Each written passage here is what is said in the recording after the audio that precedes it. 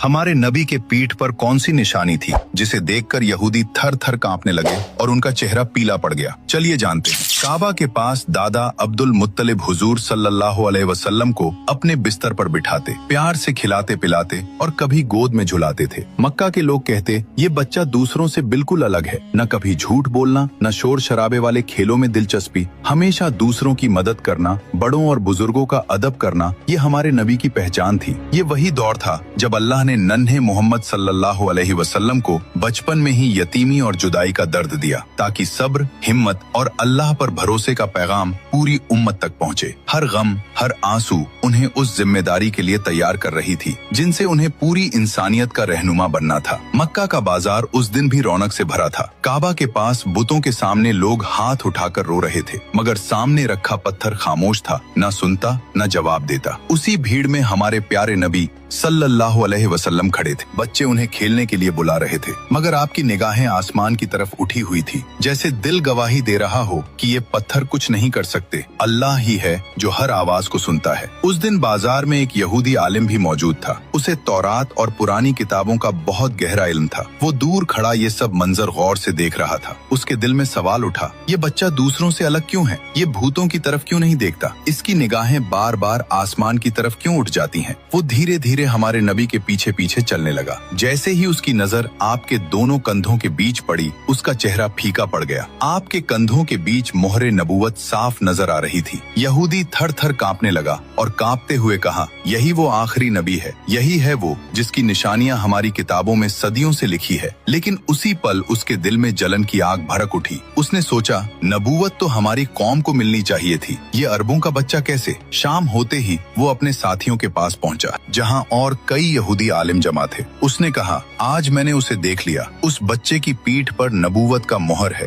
वो बुतों को नहीं मानता, उसकी निगाहें सिर्फ आसमान की ओर उठती है। वही आखिरी नबी है। ये सुनते ही बाकी आलिमों के भी चेहरे पीले पड़ गए। एक ने तौरात की इबारत पढ़ते हुए कहा, यहाँ लिखा है, मैं उनके भाइयों में से तुम्हारे जैसा एक नबी उठाऊंगा। भाइयों से मुराद बनी इजराइल के भाई हैं, यानी अरब, क्योंकि हजरत इस्माइल अलैहिस्सलाम और हजरत इसहाक अलैहिस्सलाम दोनों हजरत इब्राहिम अलैहिस्सलाम के बेटे थे। मतलब निशानी साफ तौर पर कुरैश की तरफ इशारा कर रही थी। यानी तुमने जिस बच्चे को देखा वो वाकई आखिरी नबी है। ये वही बच्चा है जो पूरी दुनिया में नबूवत का झंडा लहराएगा और अदलों, इंसाफ और मोहब्बत का पैगाम देगा। पूरी दुनिया उसकी मोहब्बत में दीवानी हो जाएगी। सुभान अल्लाह। दोस्तों, अगर आप भी नबी पाक के सच्चे दीवाने हैं तो दिल से लिखिए, आई लव मोहम्मद, और अगले पार्ट के लिए सब्सक्राइब जरूर करें। रसूलुल्लाह सल्लल्लाहु अलैहि वसल्लम ने भी बताया है कि जब दज्जाल के बारे में सुनो तो पहाड़ों की तरफ भागो।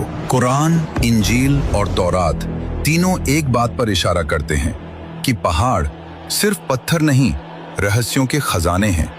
कुरान कहता है, अल्लाह ने पहाड़ों को जमीन में गाड़ दिया ताकि धरती हिल न जाए। तौरात में जब मूसा अलैहिस्सलाम को अल्लाह से बात करनी थी तो वो माउंट साइनाई पर गए। इंजील में ईसा अलैहिस्सलाम अक्सर पहाड़ों पर जाकर दुआ करते थे, और इस्लाम में prophet Muhammad peace be upon him पर पहली वही गारे हिरा पहाड़ में उतरी। अब एक पल रुक कर सोचो, क्यों हर बड़ी मुलाकात, हर रहस्य, हर डिवाइन कनेक्शन पहाड़ों से जुड़ा हुआ है? और कहानी यहीं खत्म नहीं होती। नूह अलैहिस्सलाम की कश्ती जूदी पहाड़ पर ठहरती है। हजरत सालेह अलैहिस्सलाम और उनकी कौम के सामने एक ऊंटनी पहाड़ को चीर कर निकलती है। असहाबे कहफ 309 साल तक पहाड़ के अंदर सोते रहते हैं। और आखिर जमाने में जब दज्जाल का खात्मा होगा तो ईसा अलैहिस्सलाम ईमान वालों को लेकर कोहे तूर की तरफ चले जाएंगे, और फिर याजूज और माजूज पहाड़ों के पीछे से निकलेंगे। रसूलुल्लाह सल्लल्लाहु अलैहि वसल्लम ने भी बताया है कि जब दज्जाल के बारे में सुनो तो पहाड़ों की तरफ भागो। अल्लाह ने कुरान में कई जगह अलग अलग तरह से पहाड़ों के बारे में बताया है, और हमने अभी तक पहाड़ों के बारे में गंभीर होकर सोचा क्यों नहीं? अल्लाह ने कुरान में कई जगह अलग अलग तरीकों से पहाड़ों का जिक्र किया है। कहीं उन्हें जमीन के खूंटे बताया, कहीं उन्हें निशानी बनाया, कहीं उनके रंगों की बात की, कहीं कहा अगर कुरान पहाड़ पर उतरता तो वो फट जाता, और कयामत के दिन यही पहाड़ रुई की तरह उड़ जाएंगे। अब साइंस की तरफ आओ। साइंस कहती है ऊंचाई पर ग्रेविटी थोड़ी बदलती है, टाइम का फ्लो भी हल्का सा अलग महसूस होता है। और कुछ थ्योरीज कहती हैं कि एक्सट्रीम जगहों पर स्पेस टाइम बेंड हो सकता है।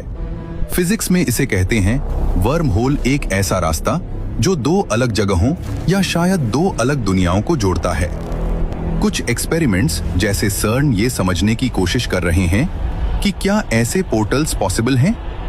तो सोचो, जहां नबी गए, जहां वही उतरी, जहां से अजूबे निकले, जहां से आखिरी फितने निकलेंगे, क्या वो जगह सिर्फ एक पहाड़ है या फिर वो एक हिडन गेटवे है दो दुनियाओं के बीच। और सच ये है, हमने पहाड़ों को सिर्फ पत्थर समझ लिया है, लेकिन पहाड़ों में बहुत कुछ छुपा हुआ है। इसलिए अब वक्त आ गया है कि हम पहाड़ों को सिर्फ देखें नहीं, बल्कि उन्हें एक्सप्लोर करें। लाइक करो, कमेंट करो, शेयर करो। बाय।